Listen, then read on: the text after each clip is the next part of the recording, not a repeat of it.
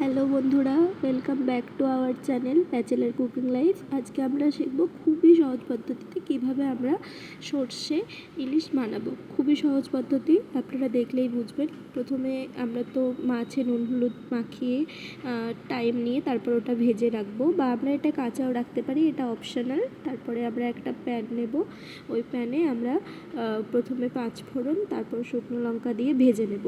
তারপরে আমরা বেগুনটা ওর সাথে ভেজে নেব। এটাতে কি হয় কি, বেগুনের মধ্যে একটা লঙ্কার ফ্লেভার বা এই 5 ফোড়নের ফ্লেভারের টেস্টটা পাওয়া যায়।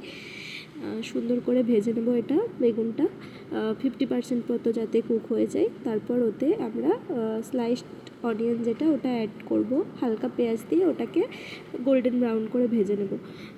এইভাবে আপনারা করতে পারেন, এতে টাইম খুবই কম লাগে আর খুবই ইজিলি এটা হয়ে যায়। তো গোল্ডেন ব্রাউন করে ভেজে নেওয়ার পর তারপর আমরা এতে শুধুমাত্র গার্লিক পেস্ট অ্যাড করব। জিঞ্জার এখানে আমরা দেবো না, এটা অপশনাল। জিঞ্জারের যদি আপনারা চান দিতে পারেন, তো শুধুমাত্র জিঞ্জার পেস্ট গার্লিক পেস্ট দেবো আমরা। জিঞ্জার পেস্ট আমরা অ্যাভয়েড করবো এক্ষেত্রে। খুব ভালো করে গোল্ডেন ব্রাউন করে ফ্রাই করে নেব। পুরো ফ্রাই করব না, একটু গোল্ডেন ব্রাউন হবে ততক্ষণ পর্যন্ত ফ্রাই করে নেব। তারপর আমরা এখান থেকে আগে থেকে একটা পেস্ট বানিয়ে রেখেছিলাম সর্ষের, সেই পেস্টটা আমরা দিয়ে দেব।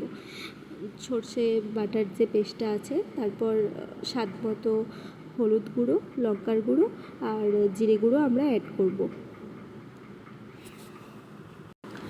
এরপর ভালো করে মশলাটা মিশিয়ে নিতে হবে। এই সময় আপনারা চাইলে প্রয়োজন মতো লবণ অ্যাড করতে পারেন। যতটা আপনাদের মনে হবে যে আরও দরকার হতে পারে ততটা আপনারা লবণ অ্যাড করে নেবেন।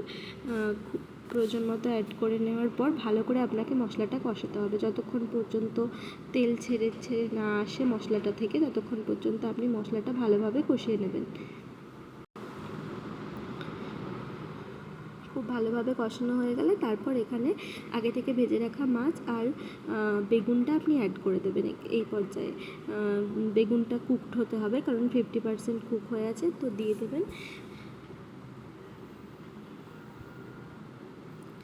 তারপর জল দিয়ে আপনাকে সেদ্ধ করতে দেবে। এখন এই পর্যায়ে আমি কয়েকটা আলু অ্যাড করেছি।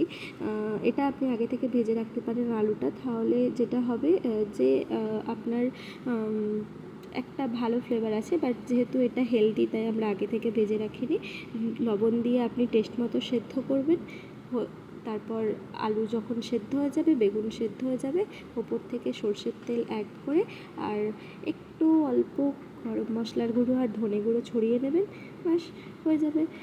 আলু সেদ্ধ হয়ে গেলেই আপনার বেগুন সেদ্ধ হয়ে গেলেই আপনার সর্ষে ইলিশ ready. Thanks for watching, ta-ta, bye by.